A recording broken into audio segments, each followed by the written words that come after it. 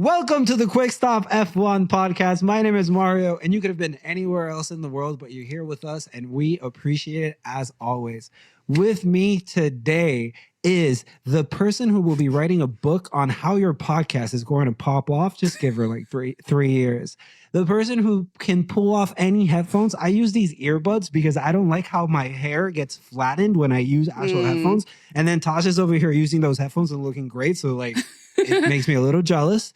And most importantly, the best co-host anyone could have ever asked for. It is Tasha. Thank you. How are you today? I'm doing great. I'm doing great. Love to hear it. Chilling. Yeah, exactly. I feel like I'm having a good day. It's like very rare because I feel like it's been really rainy and gross, but I've been in a really good mood. I'm not gonna lie. It's very strange. I don't trust it. That's exactly what I want to hear from a co-host before we start a podcast. Imagine you're like, honestly, it's been a drag. It is a drag. Yeah. I'm like done. Yeah. And it's like, well, we just complaining. We just started. Yeah. Why didn't you tell me this before the show? She just got here. Yeah. So yeah, I'm actually in a good mood. I'm feeling good. Yeah. What about you? Love it.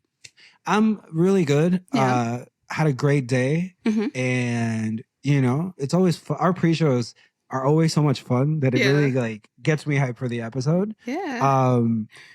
Speaking of an episode, if you are watching on YouTube, make sure to like and subscribe. Make sure to leave comments under the video. We are pretty good about looking at them and engaging. Always be respectful and we see a certain group of people. No, certain group everybody. Of people from a certain. Right. We see everybody, but Big Brother is watching. If you are on Spotify or Apple Music, I never remember if we actually call it Apple Music or just Apple. Make sure to subscribe, download, share with your friends, do all the necessary things for us to keep growing. We'll keep doing the same on our side. Today, we have a off week. We don't have any races. We have Qatar next week, but we've come prepared as we do. But before that, let's talk a little bit about our predictions from last week. Okay. Tasha, do you want to go over the podiums we had and like how it turned out? Let me just tell you, I don't even remember what happened last week. All right, here we go. There was this race. It was in Japan. Lewis Hamilton dropped insane merch. Let me tell you, my brain just went completely blank. Like, wow, okay, yes. Podiums from last week. Mine was Verstappen, Piastri, Perez. Yours was Verstappen, Norris, Leclerc. And the actual podium was Verstappen, Norris, and Piastri. So, once again... There's only one thing we need to talk about here, Tasha. Mm-hmm. Oscar Piastri. Hell yeah. Got himself that podium. I'm so excited for him. I'm a little sad that his mom didn't make it. I don't know if you saw before the race, she was tweeting about like, can somebody get me a ticket to Australia? And then Zach was like, we'll pay for your ticket, of course. And then she was like, actually, no, I want to watch it at home because I'm a nervous parent. Or like, I feel her.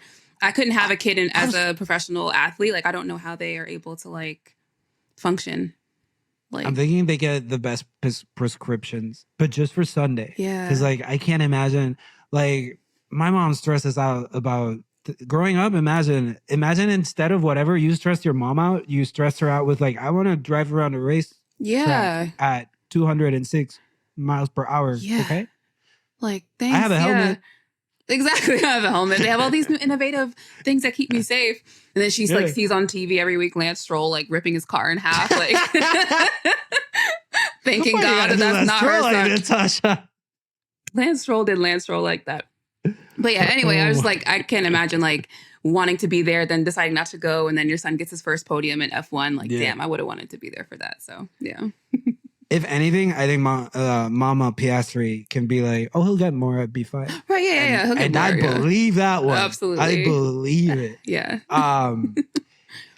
So what we typically bring during these off-week episodes, we like to keep you up to speed and on track on all things F1. So Tasha and I prepared some headlines to go over in case you haven't heard of it yet.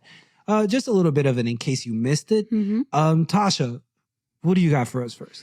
So first up is Jessica Hawkins, who became the first female F1 test driver in 5 years. She is 28 years old, and she drove 26 laps of the Hungaroring in Budapest last Thursday in the AMR 21, the team's race car from 2021. Yes. She's a former British karting champion, a podium scorer in the W Series, and has worked as a stunt driver on a James Bond film, which I think might be the thing I'm the most jealous of. Her resume is sick. Yeah. What? I was reading that. I was reading that, and it got to the James Bond stunt driver, and I'm like, come on, how do you? And like Aston Martin, so like you drove an Aston Martin probably in the movie, and then you're maybe. I just made that connection. Yeah. I just made that connection. Yeah. No, Aston Martin is a James Bond car. Yeah, but I'm saying they have other cars in the James Bond film, so I don't know if she drove an Aston in the film. I can't. We need to have her confirm for us what she drove, but. That is really cool. Yeah, but that's dope. I think that's really cool. Yeah. Yeah. I'm excited to see like we're making that little bit of progress. Mm-hmm. Maybe potentially seeing a female driver in F1 at some point. Are you excited for the prospect? Absolutely. I've read that Susie Wolf said that it would take about 10 years to get. Yeah. And that's what I would. And you know that she's like, that what she says is going to be very accurate. Yeah. It just gives me the vibe that's going to be like, I'm sure she hates saying it. I'm sure she would love to say next year. But when she says 10 years from now, it seems like the hard truth for the situation. Yeah. It'd be exciting. It would be exciting. There's like, in a sport that's so driven by numbers, if any, whatever person, non-man wants to drive that car, like the numbers are going to tell the story. So hopefully everybody around the sport also thinks that, if they deserve a seat, then they should just have it. Right. Absolutely. Damn, speaking of seats and who deserves them and who doesn't, I'm going to lay out a little story for you, Tasha. Oh, Lord. I'm going to lay out a little story, and I might ask you a question. I might not, because I feel like you're just going to want to say things. Okay. I was doing our little digging, and I found this interview from Sergio Perez. And the interview the interview was during and came out the weekend of Suzuka, so last week in Japan. And he says a lot of cool things. We talked about how it is interesting and a good thing that a driver hired someone to help with his mental health. Yes. That is cool. Yeah. But there was this one line where he says, "My confidence came back when I realized I won races on my own earlier this year. I dare say that I am now 100% again, and I am convinced that I can take a shot at the world title next year." Okay. That's Exhibit A. All right. Exhibit B, tiny one, is in Singapore. Checo had his little situation with Alex Albon, where he took him out of the race. Right. So this was a week before the interview. And then he got a 5-second penalty. And then fast forward to Japan. You might remember already what happened in Japan. But fast forward to Japan. and this is actually Alex Albon responding to questions about Checo's behavior. And he said that in turn 11, Japan, he did the same thing again on me on track. I avoided it, but then I was behind him when he did it again to Kevin Magnussen. And so Albon's opinion is that clearly 5-second penalties are not teaching the drivers anything because the penalties aren't strict enough. I mean, and this is still his words. Yeah. I mean, that's 2 races in a row. Yeah. I do want to say that Magnussen said that the contact from Checo destroyed his car and his afternoon. Yeah. And that he did have damage from what Checo did. So, hey, Tasha, can you make this make sense for me, please? Because how am I saying I'm in my prime? I'm in my prime. But like I played bumper cars 2 weeks in a row. But I'm in my 100%. The math isn't mathing, and I am very glad to hear that he has a sports psychologist or a psychologist to help him through, because I've always said I feel like his mental health has to be kind of down based off of the season that he's having, plus all the reasons, everything around him. Why?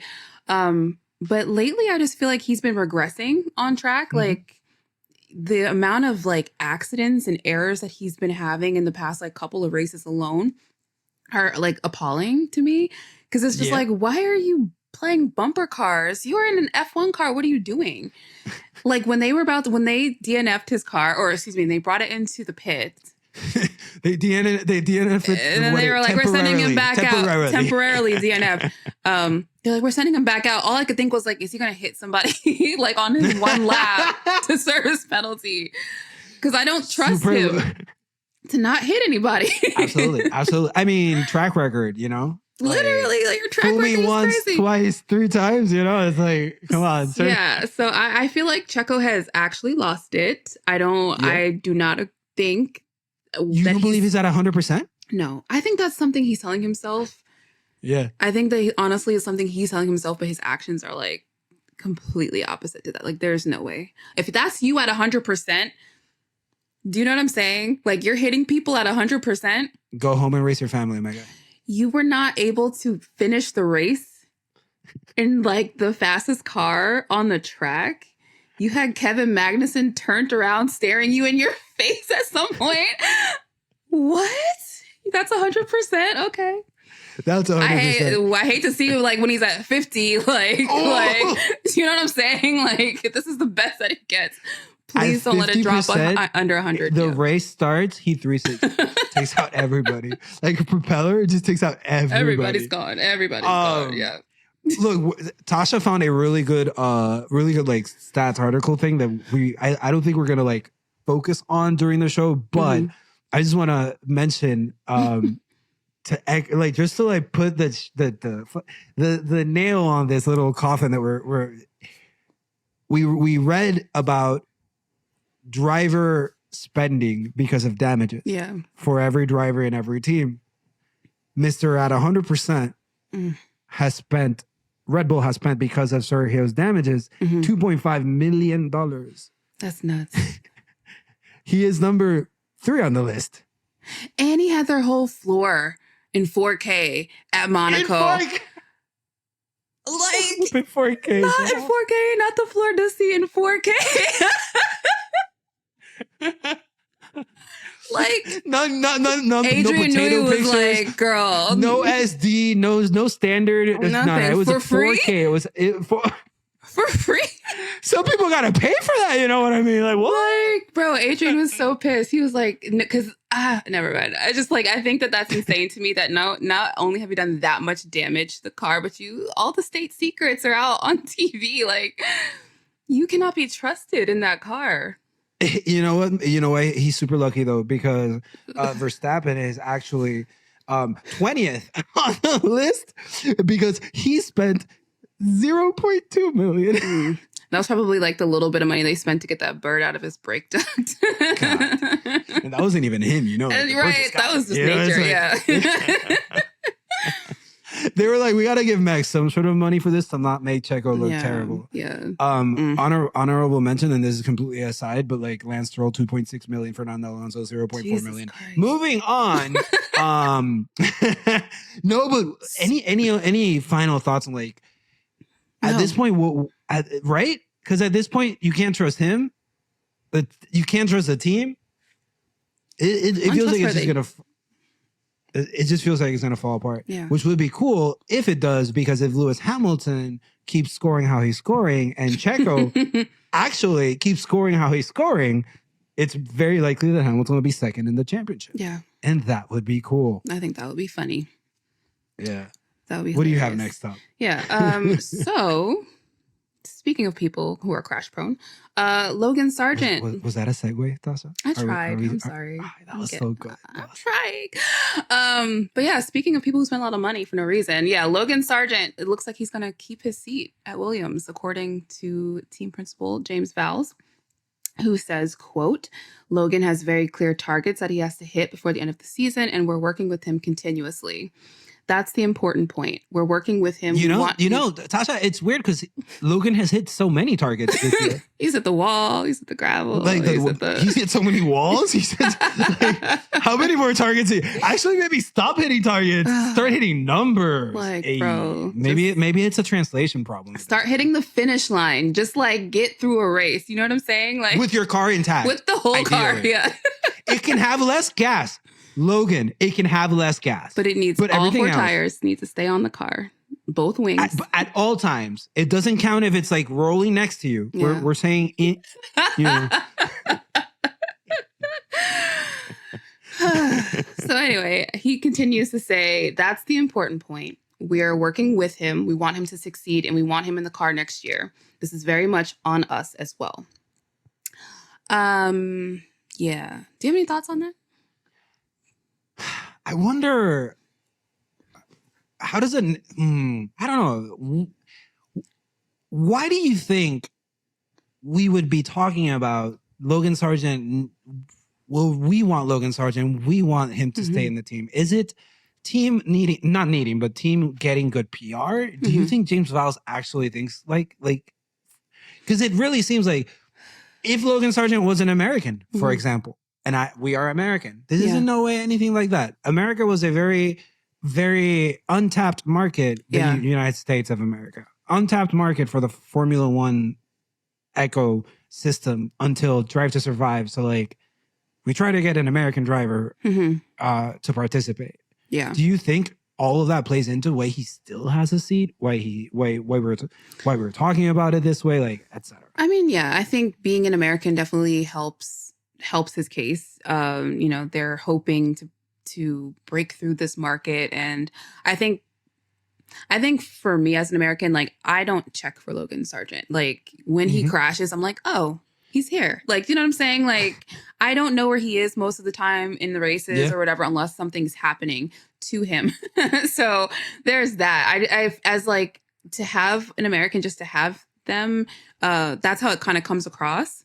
And I feel like that seat, especially as the team is kind of in an upward trajectory, I feel like leaving somebody in that seat more than a season just kind of like doesn't make sense to me. Like, yeah, okay, he's an American, but Americans, he's not really moving the needle here in terms of like, he's like the guy that we want to see in a seat. Do you know what I'm saying? Like, he's not like what Lewis Hamilton would be to the United Kingdom, where he's like such a star and like, do you know what I'm saying? So, and I just feel like he doesn't have that kind of charisma. He doesn't really pop out at you as a driver. And I know it's because he's a rookie and he's finding his bearings and stuff like that, but it just doesn't have that like star power that Americans like, to see in our athletes. So for me, it's like, it doesn't do anything for me there. Now, if it's like sponsorship money and Williams is broke, like, I totally get it. Like, the game is the game, but I can't really see anything else beyond that.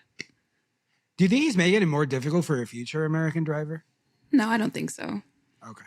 Because if they make decisions for Americans based off of like, we just want an American, like, they don't care. Like, it doesn't seem like it doesn't really seem like it matters at that point. It's just more like, does he have funding? Can he bring in some sponsors or whatever? So yeah, I think I watched the video where this quote was pulled from, and I love James Vowles. Like, he reminds me so much of like a Johnny Ive. Like, I like hearing him explain things, because when you hear him, you're like, yeah, I believe every word you're saying. You know what I'm saying? Sounds like honey, his voice. Anyway, I believe him when he wants to nurture and, keep Logan in that seat to develop him as a driver. I just feel like watching Logan like crash every week. What did you say? $2.6 million worth of damages. Yes. Like, that's a lot. And then when you have the other two rookies. For a team that doesn't have it like that. They don't have it like that. And then you have the other two rookies who have been on the grid. I said 3.9. I'm sorry. 3.9. 3.9. That's a lot of, they don't have that money. Yeah. To be just like nurturing people. Like, and I don't want it to be a Nick DeVries situation where they kick him out after 10 races, but I do feel like a full season of you crashing into the wall is enough to be like, yeah, there's not really that potential there. So I would be curious to see what potential they see, because they are very vague about it. Like, we're working with him. He's hitting different, has his own targets to hit and stuff. We see stuff and I'm just like, what are you seeing? Share with the class, show your math. I want to see, I want to know what y'all see, because I'm not seeing it. Sorry, Logan. Yeah. Poor Logan. Yeah. Poor Logan, but not really. But not really. Yeah. Haas team is also like the American team. It's like, if we really, I don't know. They HQ'd in North Carolina.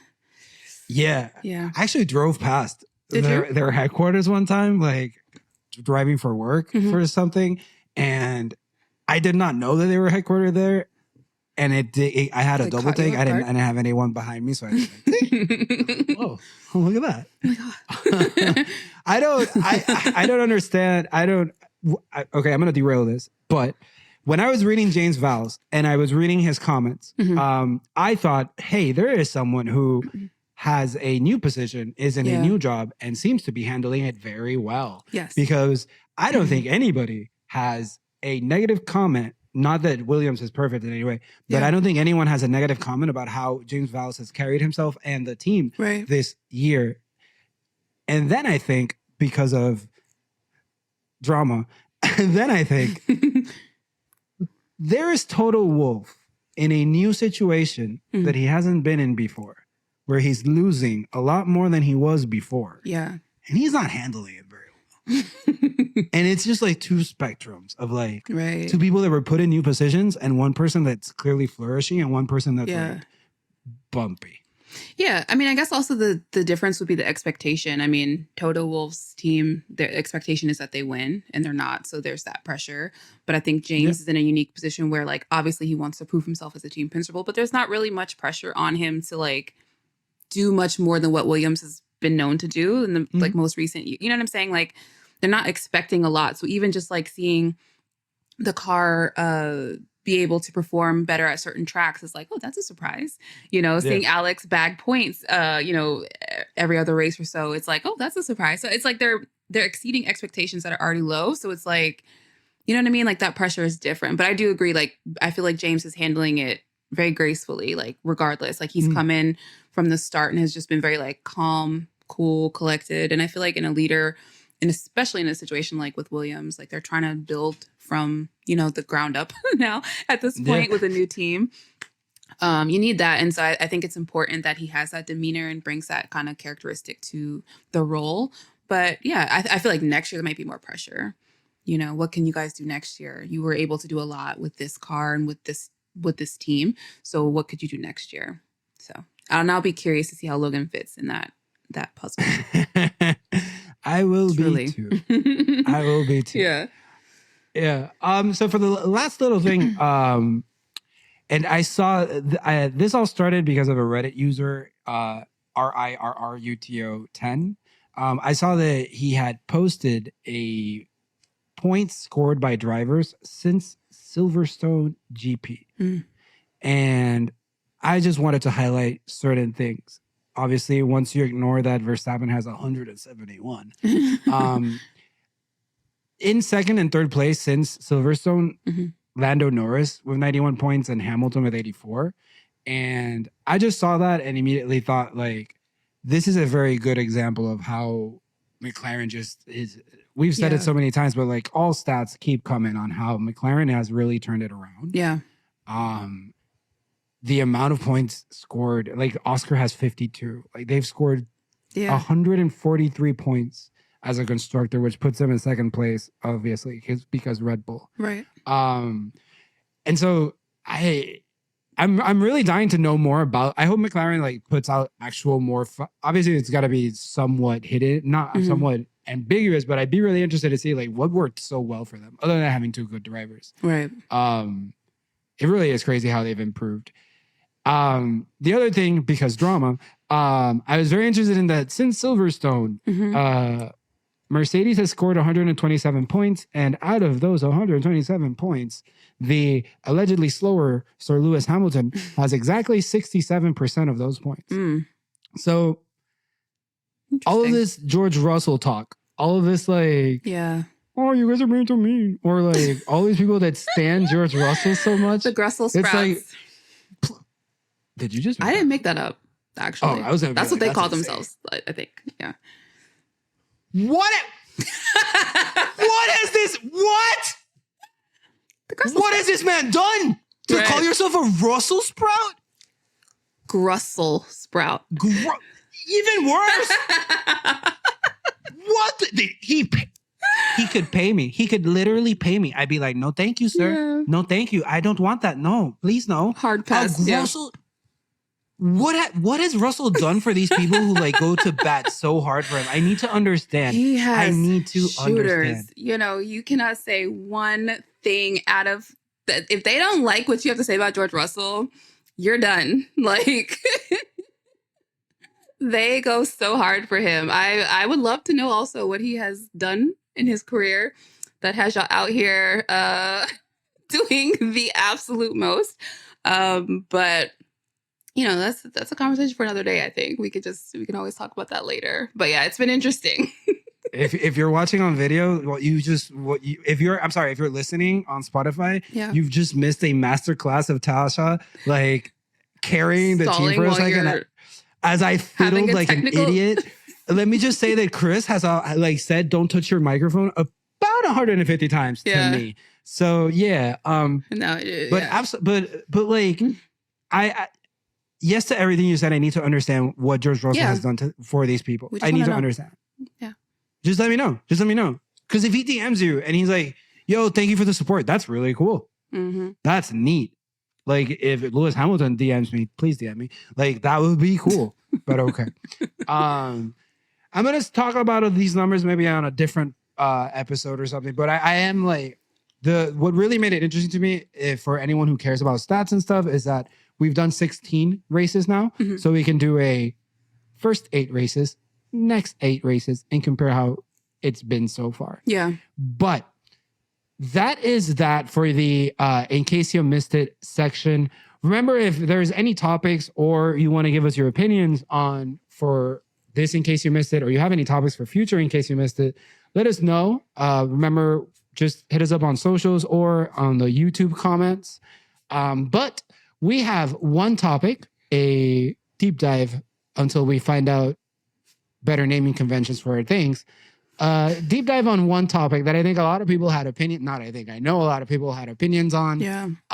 And last thing I'll say is we tweeted out a poll to get the people's opinion on the decline of social media interactions with Formula One. So with all of that said, Tasha, do you want to start us off with this? Yeah, I mean, basically, this was a story that dropped on Motorsport, and they were reporting on a, what do you call it? A white paper. Jeez Louise, my brain is not working. But it was a white paper conducted by Buzz Radar, and they basically took AI and scanned like 70... AI. Yeah, AI.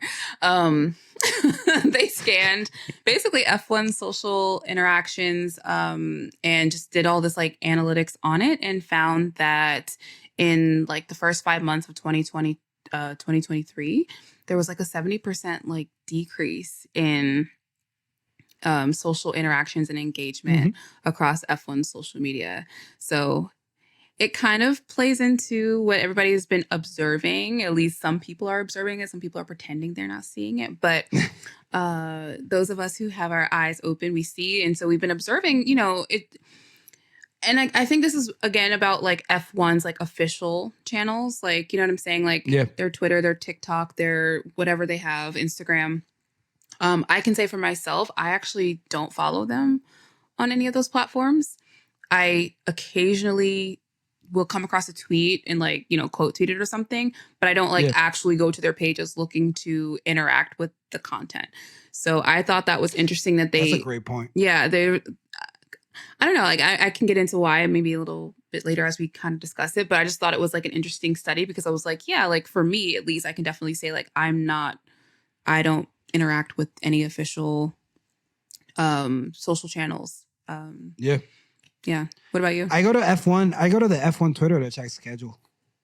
Yeah. Something that's like, it. That's pretty much it. That's it. Like, no, I like how you said, I really like how you said it. Like, you don't go to their Twitter account to interact with them. Yeah. Like, you go to check on something or something like that, but you don't go to like, let me give my thoughts or let me talk about that. Yeah. Well, I mean, for me, it was more like, I think there's like multiple reasons why I think engagement might be down. And for me personally, I just look at the type of interactions that are happening under their posts. And I'm just like, I'm not getting involved with that. Like you could say anything like, go Oscar, good job getting your first points. And somebody will be under you trying to like talk shit. And it's like, why are you like this? Like every interaction that people post ends up creating some kind of like disagreement or argument. And I just feel like for me personally, like that's just not a good like time. Like I'm not on social media to argue with people, especially if I'm just there to be like, hey, I like congrats to this guy, or like, I like this, or this is a cool stat. Like, I don't want to know. I don't want all that weird pushback. Like, that's just weird. So I think I just fully like have disengaged from their socials because I'm just like, this is a cesspool of hate and weird fucking vibes, and I'm not here for this. I'm not here for this at all. So yeah. Do you want to read some of the opinions that we got on this topic? Sure. We can start. So let's start with Denny at FIA Girly. When we asked this question, her answer was, closer racing makes Formula One fun. These are the fastest cars in the world. The only way you get to see them in action is if they're fighting one another. Having one car ahead by 20 seconds doesn't even give you odds of betting on somebody else. Furthermore, F1 is failing to market itself. You know it's going to be fire when they hit you with the furthermore. Furthermore, this is a whole second paragraph. Denny is getting the most out of her Twitter Blue account. In this essay, I will. So, furthermore, F1 is failing to market itself as a serious sport. Liberty Media's desire for entertainment and money is actually saturating actual/real fans who would rather not watch than go through the nonsense they're putting us through. And it's also not appealing to new fans because of just how messy it's becoming. An example is having a race in Vegas, but making life an inconvenience for locals/possible new fans, yet unaffordable for current fans. Yep. So, yeah, we have I think she kind of hit a bunch of different points. The lack of competition at the front, no matter how people try to spin it, is just unmarketable. Do you know what I'm saying? So it's just very difficult to be like, this is fun. This is interesting. Stefano has come out every freaking week and been like, you guys, this is so historic and fun. Aren't you enjoying it? And it's like, clearly not, because you have to tell us that this is how we're supposed to be feeling about this. So I think they're in like a world of trouble. I don't know what they can do to, I don't know that there's anything they can do to make the car, Red Bull specifically, slower. Like, I don't even know if it's about that at this point. I think we have maybe crossed that bridge already and we need to figure out something else. I don't know if it's necessarily about making Red Bull slower, but I can also say, like, to me, watching the rules get applied, kind of unfairly. I think Carlos Sainz had a great quote from like last race, or we could, just basically being like, how come everybody else has penalties this season and Max is the only one without a penalty?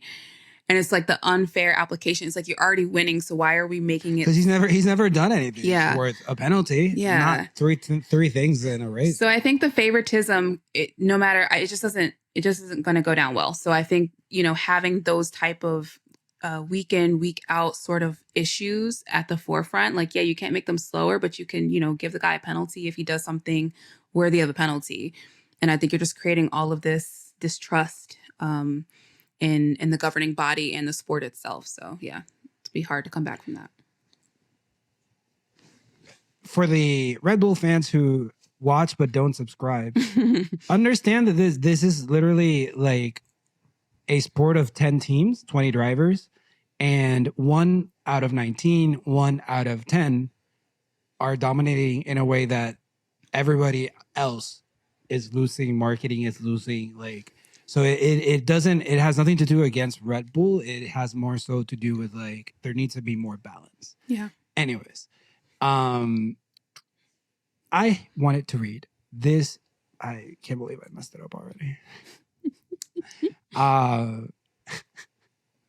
It's just I had this tweet that alluded to this other tweet, and now I lost the initial tweet that alluded to. But it took a lot more than I thought. Sorry.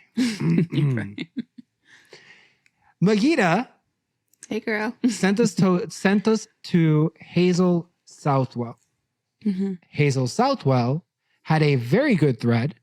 You can find Hazel at HSouthwellFE, and she has a great thread. But the first tweet I think is also very good, where they said, I am not really surprised. F1 social numbers have taken a dip. And to be honest, I wouldn't blame Red Bull dominance so much as gradual disillusionment. Bars. A few years ago, motorsport as a whole was on a path that promised demographic change, from fans to the people who work in it. Yeah. I haven't seen that. I haven't seen much of that actually happen in the sport. Yeah. next one. Was that our whole suite? Yes. Oh. The rest of the thread. Yeah. The thread is really long. It is really good. The only reason we're not reading it here is just because of the episode. Yeah. But I mentioned her at. Definitely go check out what they said. I'm sorry. Yeah. So the next tweet is from Molly, FS44. She says, the FIA and Liberty Media have demonstrated that instead of addressing head-on any issues that upset the fans, they will gaslight and deflect. So yeah, I expect it to get worse because they don't have the guts to look at the problem honestly. And this last tweet, we chose these two tweets because we thought it was very good. It was interesting to discuss later because Luca at RetLuca56 said, for as long as they keep trying to gaslight fans, people will not respect them. Yeah. I personally found it really interesting that two and probably more people feel gaslit by FIA and Liberty Media. And I think that for people to say that, you got to feel that way. Like, being gaslit by these two entities, I think is very different than being gaslit by your typical social media thing. Right.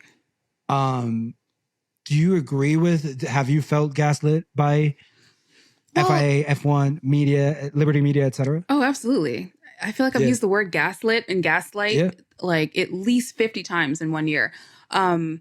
I feel like we just had an article, I think 2 or 3 weeks ago. Greg Maffei, the CEO of Liberty Media, was kind of explaining to us, he's like, Stefano's whole angle for the season has been to make it historic and can't miss sort of entertainment. And even reading that article, I remember taking away, like, there was like some red flags for me because at the end of it, they talked about how, besides looking at just TV numbers, we're looking at the social media numbers and the growth on social media. And I'm like, that's a strange thing. Obviously, yes, you're going to use social media to gauge like interest in anything. I mean, that's like the main point at this point, for brands and companies to be on social media. But I feel like when you're talking about, the TV numbers or whatever, but we're going to look at social media, I just feel like, okay, you're kind of trying to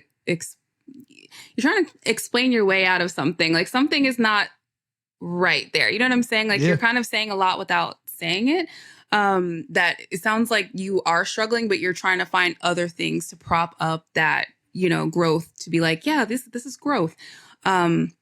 It reminded me a lot of kind of Meta / Facebook troubles a few years ago, where they basically were telling their advertisers like, we've got, record ad revenue, we've got lots of users on Facebook and they're, generating all of this revenue through looking at the ads.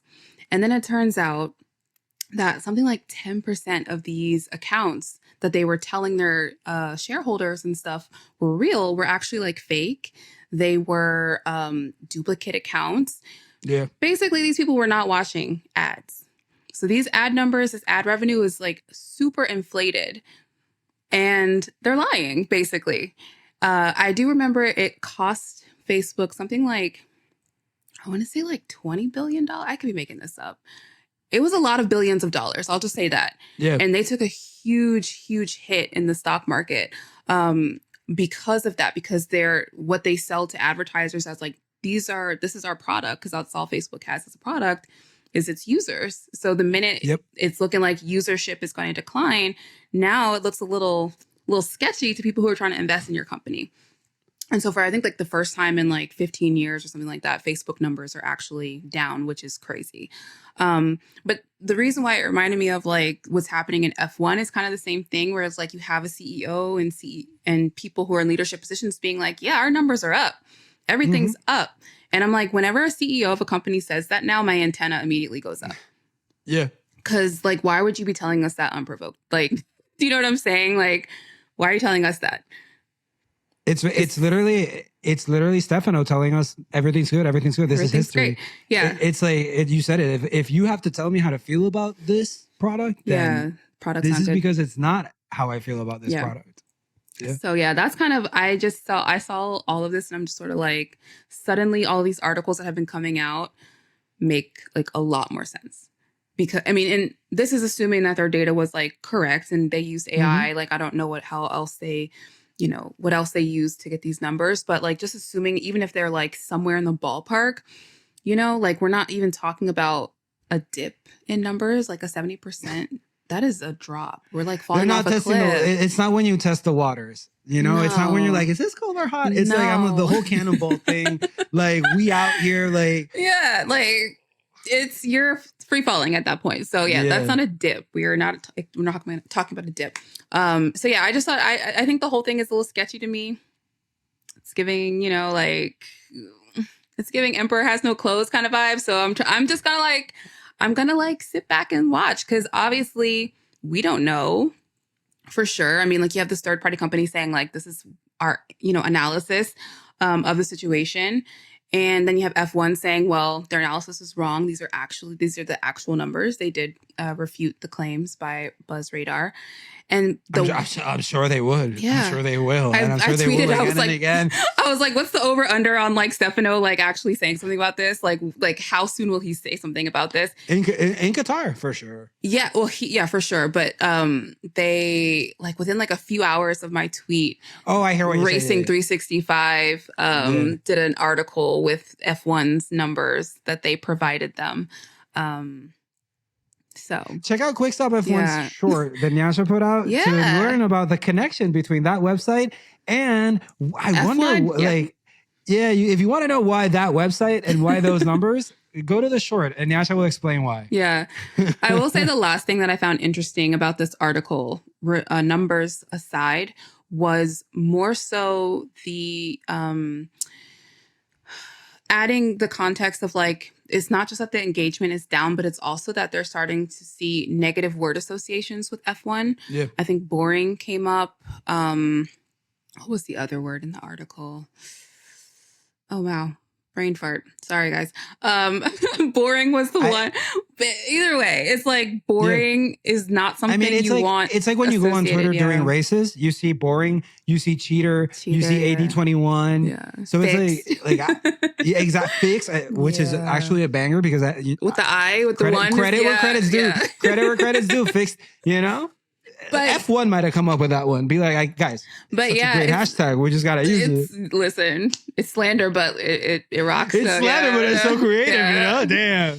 Say, if you're gonna slander us, be that creative. Right, be that creative, exactly. But yeah, like I just feel like that's not what you want, and I think that was a little bit telling as well in the article. For me, it was just sort of like it's not just that the numbers are down. Obviously, people have made the point a lot of times, like dominance creates these dips in engagement, which is true to an extent, but you also have to add the context of this particular type of dominance where it seems very aided and assisted and abetted. So it's not like organically happening and the audience has not been duped into believing that. So I think that's the other thing is like, yes, dominance can be boring, but we're not really just talking about dominance of like the generic kind. There's something a little different about this one. So there's that, but I also am just like, I think the thing you don't want is for people to have these negative perceptions. It's one thing to be bored, but to have people take away like a really negative perception and connotation of your brand and your company, I feel like it's very difficult to come back from that. And you have a lot of new fans who tuned in, who are immediately like, nah, this is not for me, tuning out. But now you're getting like the lifelong fans who are starting to be like, nah, I'm not going to sit and do another season of this. So I think they're walking a very tight line of people who are actually going to like stick around. And even then it's like, what are you doing to retain those people? And you got to acknowledge there's a problem first. And I don't think that they're going to do that. So I don't think they're going to do that either. Yeah. I think Stefano is confusing impressive and exciting. I think which is perfectly fine if you convince yourself or if you're sure that like all of this Red Bull dominance has been on merit, that's okay, no problem. But that is impressive, not exciting. Right. Right.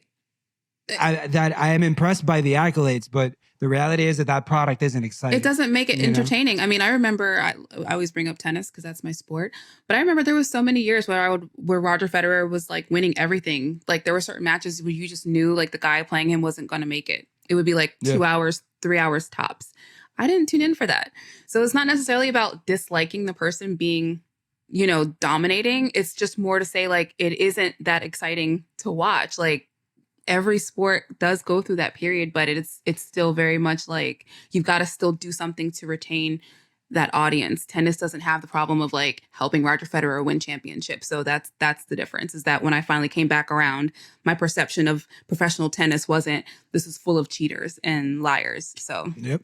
F1's a little fucked in that regard. Another really easy example is when in the NBA, when Kevin Durant went to the Golden State Warriors, like you could go into any game and be like, yeah, the Warriors are going to win. And and you could have started that season and say, yeah, the Warriors are going to win the finals. And that is what happened. But nobody came out of that situation saying the Golden State Warriors are cheaters. The NBA is rigged. Right.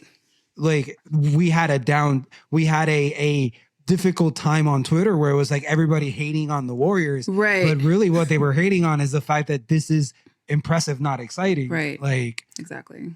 You can't watch a whole season of the same thing happening over and over and be like, this is great. And then their worst nightmare is that this repeats for next season, which goes back to the tweet we read earlier on Twitter. Yeah, you don't want that. So I think we will give them a little bit of a defense on their side, and this is very little. Yeah. Is that we've talked about how F1, at least in the last, who cares, 8 years, hasn't been an exponential growth. It's been a tidal wave of growth, from Drive to Survive to Abu Dhabi 21. Like, it's been so quick, and they fumbled the bag with regards to how well they capitalized on that momentum. Yeah. But you can also say, like, it was a ton of momentum. Like, it was so much that it makes sense that some be fumbled. Yeah. But not this much. Yeah. There just seems like there's no plan. And so that, and I've said this before, like, I don't feel like the leadership of Formula One really gets it. And I think even more so now, these like last couple of articles that have come out, I'm just sort of like, are you guys the right people to be running this as a business? Truly. And they aren't. Because it seems like y'all are just creating like this echo chamber, and you're making your money now. Sure, short-term gains. You're gonna keep making it for a little while, for sure. But all that time where F1 wasn't really like huge topic of conversation globally. Now you've got like tons of attention on the sport, and you basically have like no real plan. Like, I've seen a few of the tweets that we got were talking about, like, if Lewis Hamilton and Mercedes are able to come back next season and, put up a fight, it might make it more interesting. Yeah. I agree with that, but I also feel like that can't be the plan. Like, Lewis Hamilton cannot be the only plan to build the sport. The savior. Because he's retiring in a handful of years whenever he's ready. That cannot be the only plan. Like, yes, it will feel good when they're fighting each other, but like, let's be real. Can you build an entire brand off of that? A man who's about to be in his 40s and leaving soon? Do you know what I mean? Even then, like, it's unsustainable. It's crazy because crazy is such a bad word to use. But to me, it's like in the NBA, you have 400 and something players. In every sport, I think every sport is wrong. In many of the major sports, there are many, many more players, athletes as part of the sport. You have 20 in F1. Yeah. Like, how difficult is it to make sure that you have that you've covered 20 bases versus 400 some bases? Well, I mean, you also can look at it like this. NBA, you go to a basketball game. What is the fan experience like? How much were your tickets? How much is concessions? How long does it take you to get to concessions? Like, how many games are within your area, or how many can you travel to and that you can afford? Like, when you're talking about like even just like the new stuff popping up, the Miami and Vegas GP, those are priced well out of people's range. It's not just about the drivers. It's about the overall fan experience. It's not like, that's my whole thing, is like, it cannot just be about Lewis. It can't just be about Max. You cannot your sport cannot market itself based off of people who are not going to be there forever. What is the story of F1? What are you guys trying to sell us? What are you trying to like say?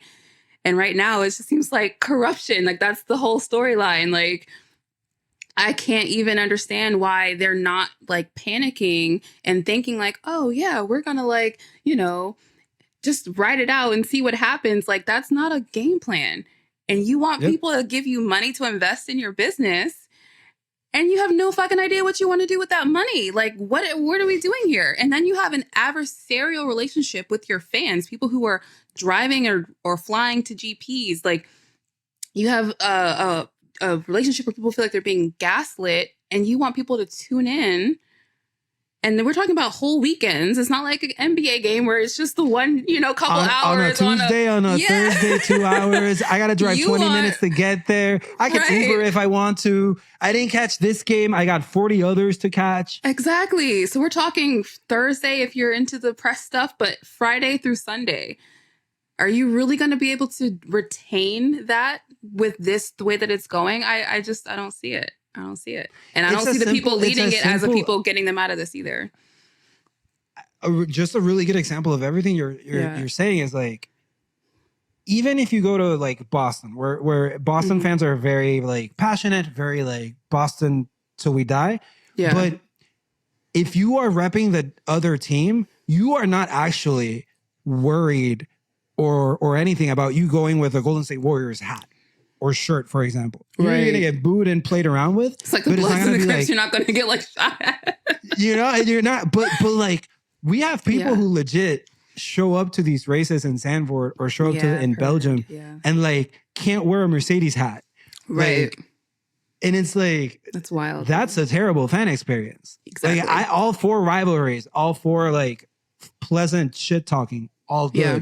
But like, even if I don't think I was joking. Like, people literally would not go with their Mercedes hats. And it's like, people were being assaulted. That's an abhorrent fan experience. And, F1's response was like some flaccid PR, notes app.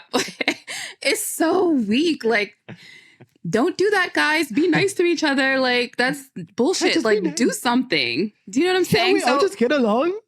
You have people being racially abused. You have women talking about being groped and being sexually assaulted at the track. Having to create their own WhatsApp group. Yeah. Having to take shit into their own hands. What the fuck? And F1's like, here's a notes app. Guys, don't do that. Like, that's what I'm talking about. Like, that's not brand building. Like, this shit's going to be in a dumpster. Well, it is a dumpster fire. But they're pouring gasoline on it at this point. We're accelerating it a little bit. So by the lack of just action, there's a lot of really huge social issues surrounding F1 that they just don't either want to take a stance because it appeases people that are paying them. They don't want to look too progressive, I guess, but it's just sort of like the world is getting more progressive. We are progressive, and you look really crazy out here, telling people that they can't protest against, anti-LGBTQ, sentiments and stuff like that. Like, you can't take a knee at a race. Let me interrupt you real quick. Do you think? Damn, because like really the only person who stands up to LGBTQ, any cause that's like different, special, etc., is Hamilton. Yeah. I would bet you that the FIA is like, when he retires, we don't got to do this shit anymore. Yeah, and when like, imagine what the sport there's looks no like. more rainbows. There's no more rainbows on helmets anymore. When he retires, guys, we're back. Like, because you don't see any sort of path, any sort of layout of like drivers learning from Lewis. Maybe themselves will learn from Lewis. Like, we can't say what drivers will learn personally, but there is no path of like, oh, look at all these things that Lewis Hamilton has brought up that nobody else has brought up before. Maybe we should do something so that it keeps being a topic of conversation, even though Lewis isn't here anymore or like whatever.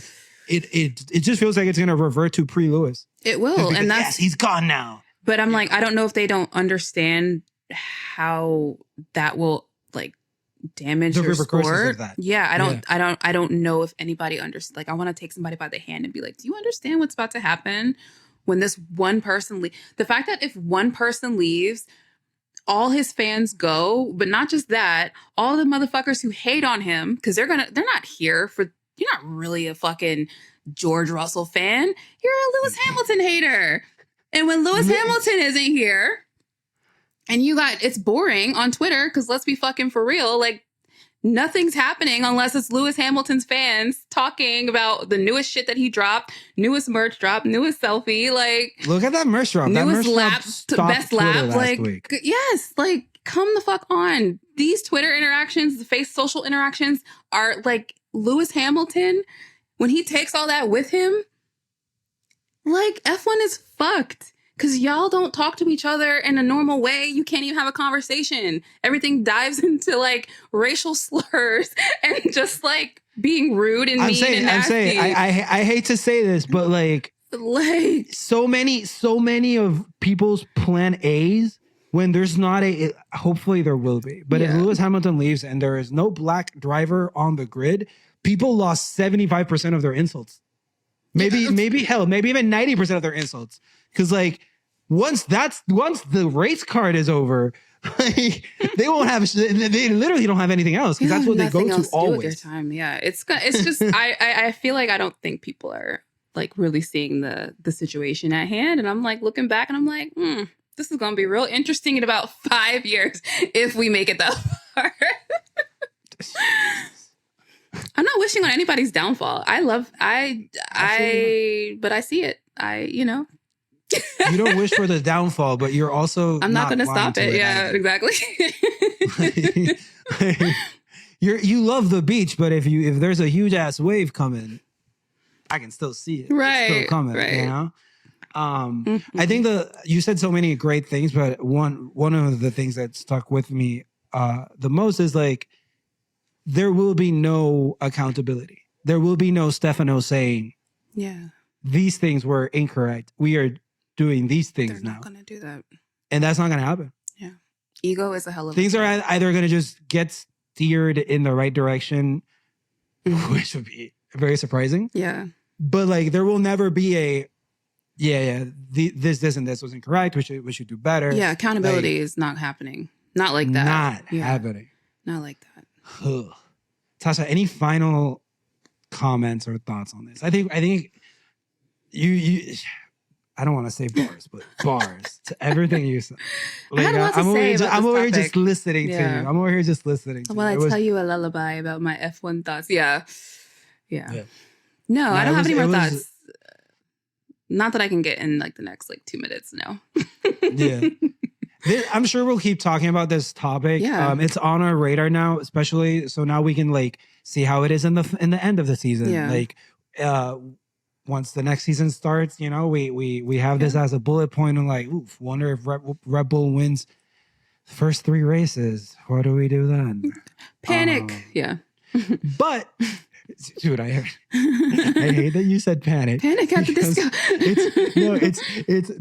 It's Hispanic Heritage Month. Ah, that's awesome. And I saw someone put a video where it's like, look, Queen, it's Hispanic Heritage Month, not his piece. Go off. And I was like, God damn, I am not dating for this month. You're not dating for this. Oh my God. No, you're not Hispanic. You're not, it's Hispanic. You're not his piece. Right. Like, oh, damn. But with that, if you're still listening, watching, and all of that jazz, thank you so much. We appreciate it very much. Little bit of housekeeping over here. Tuesday's episode. Always be on the lookout for that. Record on Monday. Tuesday comes out. That's Nyasha and Tandy. You can't miss that. Next week, Tasha and I are back as well for the Qatar GP. We have a live show coming up, and we, meaning Tasha and I, will be recording our first in-person. He speaks French. I'm just kidding. Oh, oui. Je vous français. Comme si, comme ça. Stop. Comme si. Yo, what? Je vous steak frites. Sorry to our French listeners. Super sorry. No, I won't do that again. Mercy. I promise. Yeah. I'm so sorry. I can issue an apology in French, but I think that would make it worse. It would be worse, yeah. We've got the Aston show coming up. We've got tickets for that available. We've sold a bunch of them. I know Nyasha's super encouraged by it. I know we love to see it. Absolutely. We'll be there. We'll record a Saturday episode, and we'll be there at the live show, obviously. If you want to interact with us in any way, you can reach out to us on the YouTube comments. You can reach out to us on our Twitters. Twitter. You can follow us on. You can follow me on Twitter or Instagram at Mario_APM. This has been a very fun episode, but I'm biased as hell. Tasha, where can the people find you? You can find me on Twitter, Threads, and Instagram at Tasha. All right. Well, this has been the off week episode. Like I said, we're back for Qatar GP next week. Tasha, take us away, please. Well, thanks guys for listening. And as always, remember, no matter what happens in life, keep it on the black stuff. Bye. Bye. Look, mate, if you've got this far, clearly you like what we do. So here's a link to subscribe to the Quickstop F1 family. Give that a click. And here's another link to some more cool on our channel. Sorry, cool stuff. And remember, no matter what happens, keep it on the black stuff. Click the stuff. Click the links. Click the links. Click the links. There. They're there.